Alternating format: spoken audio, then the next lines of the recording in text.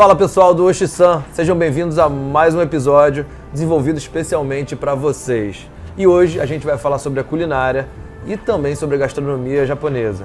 E eu trouxe aqui um convidado super especial, André Kawai, um dos maiores especialistas da gastronomia japonesa no Brasil. Tudo bem, André? Tudo jóia, Pedro? Seja bem-vindo. Obrigado, eu que agradeço. Cara, fala um pouquinho mais sobre tudo que você faz, porque eu tentei desenrolar aqui todos os títulos que ele tinha e eu fiquei um pouco confuso. Certo.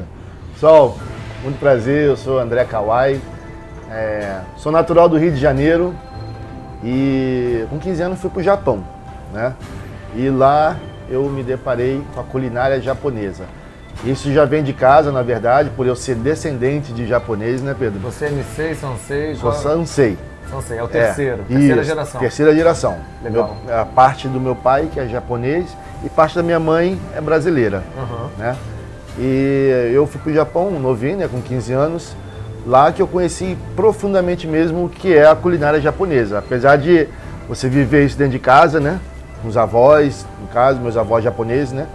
Mas quando você está lá é outra história. É outra coisa, é outra pegada. E desenvolvendo esse trabalho dentro do Japão,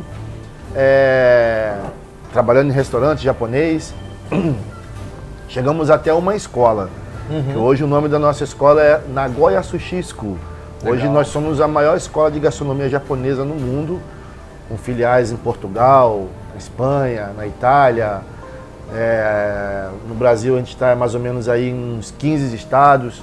Isso tudo, cara? Tudo, bastante, né? Só para fazer um paralelo, é como se fosse o cordon bleu do Japão, é isso? Mais ou menos. Que traz a tradição, a gastronomia, a cultura, espalhado pelo mundo todo. Isso, nós somos uma escola 100% especializada em gastronomia japonesa. Legal. O nosso foco maior hoje, o que eu me especializei mais, foi o sushi mesmo.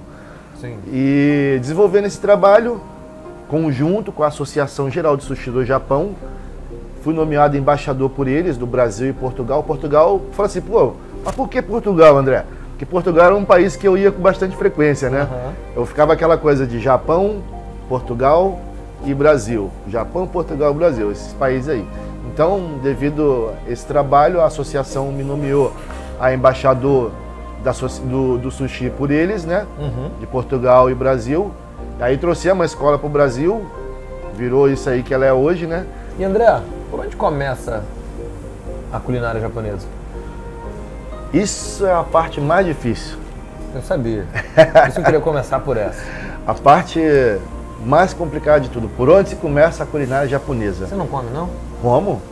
Vamos? Fica à vontade. Beleza. Daqui a pouco Se deixar, eu como sozinho. Manda ver. A culinária japonesa,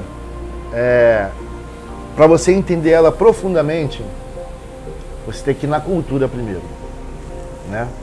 Quando você vai buscar a cultura do Japão, aí você vai descobrir o que é a culinária japonesa. É uma coisa bem incrível. Você descobrindo a cultura, você vai olhar para a culinária japonesa e falar, poxa vida, quanto tempo eu demorei para entender isso aqui? O arroz é a base da gastronomia japonesa. Sim.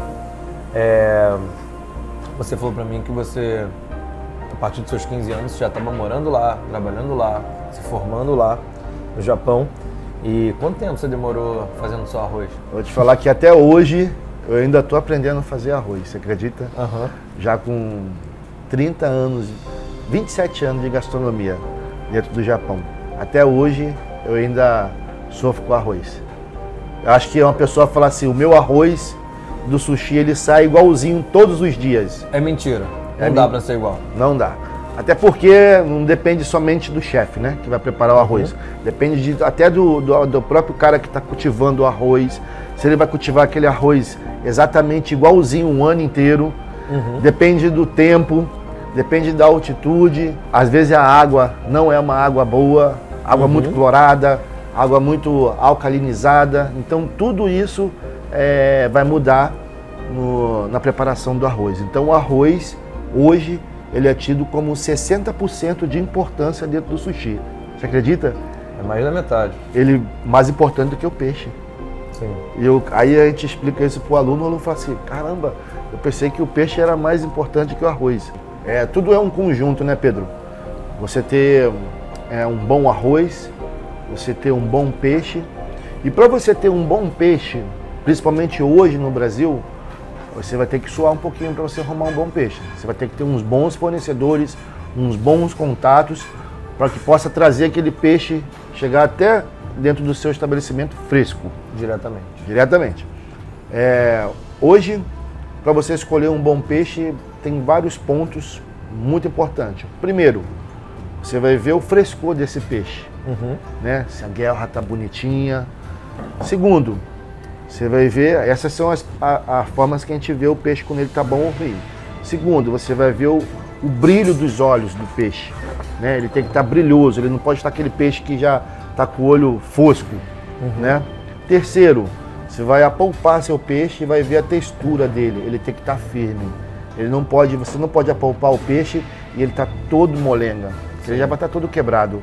De repente esse peixe mole, quebrado, vai estar bom para fazer uma fritura, mas não bom para fazer um sashimi, para fazer um sushi, né? Que a gente precisa de um peixe firme, inteirinho, sem estar com as fibras arrebentadas.